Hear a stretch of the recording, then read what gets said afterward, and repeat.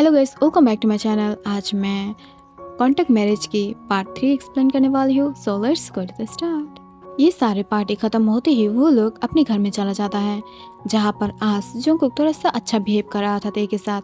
ये देख कर ते बहुत ही ज़्यादा शॉक था, बट वो इससे ज़्यादा कुछ नहीं सोचता है एंड अपने वर्क को करने लगता है। वो धीरे धीरे जंगकुक के सारे ख्याल को रख रहा था, उससे बात कर रहा था, उसकी पसंद नापसंद जानने की कोशिश कर रहा था, जहाँ पर जंगकुक भी उसके साथ कोऑपरेट कर रहा था। एंड वो जब ऑफिस से घर में लौटता है तब उसके लिए और भी ज़्यादा ड्रेसेस, खाने की चीज़, मेकअप्स एंड बहुत सारा कुछ ले आता है। इसे देखकर जो ते है वो बहुत ही ज़्यादा शॉक था, बट वो बहुत ही ज़्यादा हैप्पी हो जाता है। एंड इससे वो बहुत ही ज़्यादा जो अपने मन में जुंकू के लिए घिन था, हिट था, वो धीरे धीरे अच्छाई में बदलने लगता है। एंड वो इससे बहुत ही ज़्यादा खुश हो जाता है। तभी अचानक से उसके रूम की कॉलिंग बेल बजने लगता है, जिसे देखकर वो तुरंत जाके उसे ओपन करता है। बट वो बाहर देख पाता है वहाँ पर लिसा था। ये देखकर जो ते है वो शॉक हो जाता है एंड वो बोलता है, लिसा आप? तभी लिसा आके जो ते के फेस पर एक बहुत ही ज़्यादा जोर से चाटा मारता है एंड वो बोलता है, तुम यहाँ पर क्या कर रहे हो? तब ये सुनकर ते बोलता है, मैं यहाँ पर अब रह रही हूँ, मैं यहाँ पर क्या कर रही हूँ का क्या मतलब है?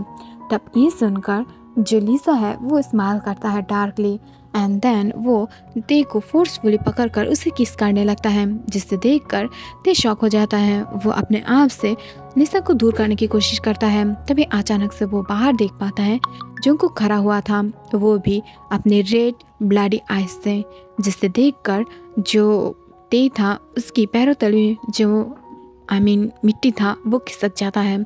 वो बहुत ही ज़्यादा घबरा जाता है। वो आसपास देखता है जहाँ पर जंगकुक बहुत ही ज़्यादा गुस्से से एक हाथ में जो स्टिक था वो लेकर खड़ा हुआ है। वो गुस्से से क्या करेगा उसे समझ में नहीं आ रहा था। वो ये सीन देखने के लिए बिल्कुल भी राज़ी नहीं था। तभी उसे कुछ गलतफहमी हो जाता है और वो तुरंत ही आकर ते को लिसा से हटाता है, लिसा को जोरदार एक थप्पड़ मारता है एंड देन उसे बाहर निकालते हुए धीरे धीरे ते की तरफ बढ़ने लगता है। इसे देख कर ते शॉक हो जाता है एंड वो बोलता है, तुम यहाँ पर क्या कर रहे हो? देखो, मुझे हर्ट मत करना, देखो मैं सच बता रही हूँ, मैं कुछ भी इस बारे में नहीं जानती हूँ, मैं कुछ भी नहीं किया हूँ, ये सब कुछ लिसा। तभी वो ते को भी एक थप्पड़ मार देता है एंड बोलता है, देखो इस वर्ल्ड में सारे बॉटम ही बहुत ही ज़्यादा गंदे होते हैं, वो लोग सिर्फ प्यार के लिए चीट करता है। क्या ज़रूरत था मुझे चीट करने के लिए? किसने बोला था? मैं इतना ज़्यादा अच्छे से तुम्हें ट्रीट करना शुरू कर दिया था, बट मैं समझ गई थी कि तुम भी वो बाकियों की तरह ही हो, तुम बिल्कुल भी एक अच्छा इंसान नहीं हो सकते हो। एंड इससे वो बहुत ही ज़्यादा गुस्से से ते के साथ बातें करने लगता है, जिससे देख कर ते को बहुत ही ज़्यादा हर्ट होता है एंड वो वहाँ से जाने की कोशिश करता है, बट जो उसे जाने नहीं देता है, बहुत ही ज़्यादा फोर्सफुली उसे बेड के ऊपर फेंक देता है एंड देन अपने क्लोथ को उतारते हुए उसके सामने आ जाता है एंड बोलता है, क्या हुआ बेबी बॉय, ऐसे मेरी तरफ क्यों घूर रहे हो? तुम्हें क्या लगता है मैं इजीली तुम्हें यहाँ से जाने दूंगी विदाउट पनिशमेंट? ना ना ना ना ना ना, इतने ज़्यादा जल्दी तो मैं तुम्हें ना जाने के लिए परमिशन नहीं दूंगी। और तुम्हें इस बारे में बहुत ही ज़्यादा अच्छे से पता था, फिर भी मुझसे चीट करने की कोशिश किया, वो भी लिसा के साथ। तभी वो अपने फ़ोन को निकालता है एंड गार्ड को लिसा को पकड़ने के लिए बोल देता है एंड उसे बेसमेंट के लिए बंद करने के लिए बोलता है, बेसमेंट में। एंड दूसरी तरफ से वो देखी शर्ट को बहुत ही ज़्यादा बुरी तरीके से फाड़ देता है एंड उसकी पैंट को भी वहाँ से निकाल देता है।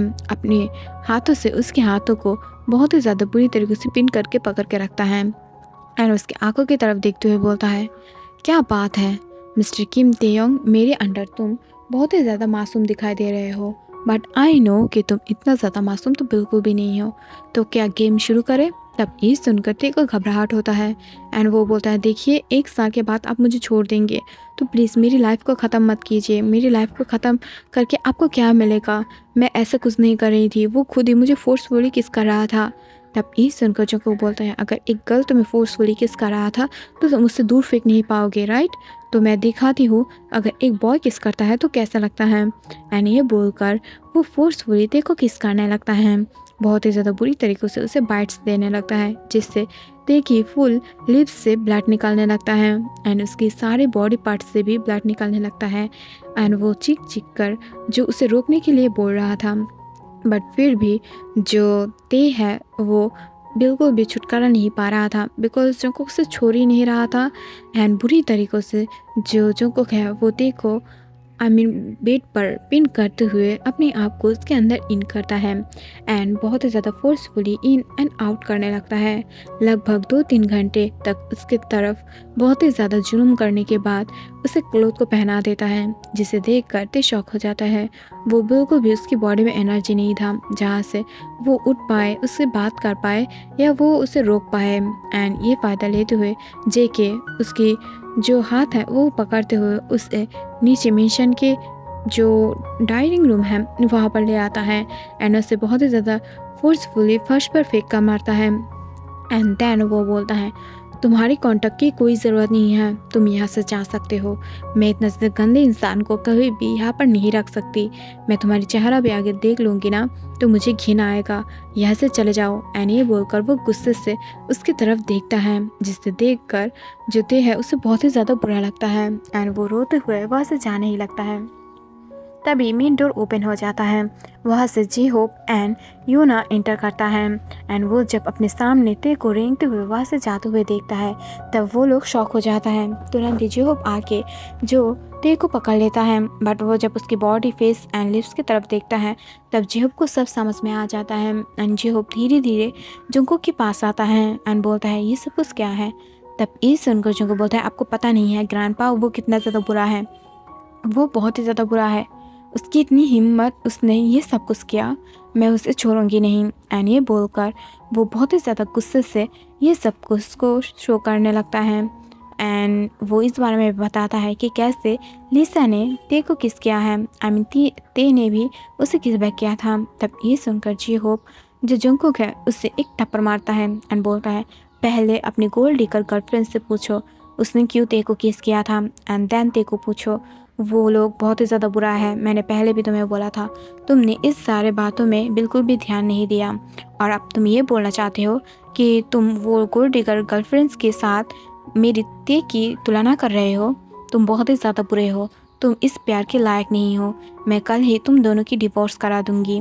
तब ये सुनकर जंगकुक बोलता है, ये आप नहीं करा सकते हो बिकॉज ये 1 साल के कॉन्ट्रैक्ट है और 1 साल में अगर ते जाना चाहता है तो उससे इसके डबल देना पड़ेगा।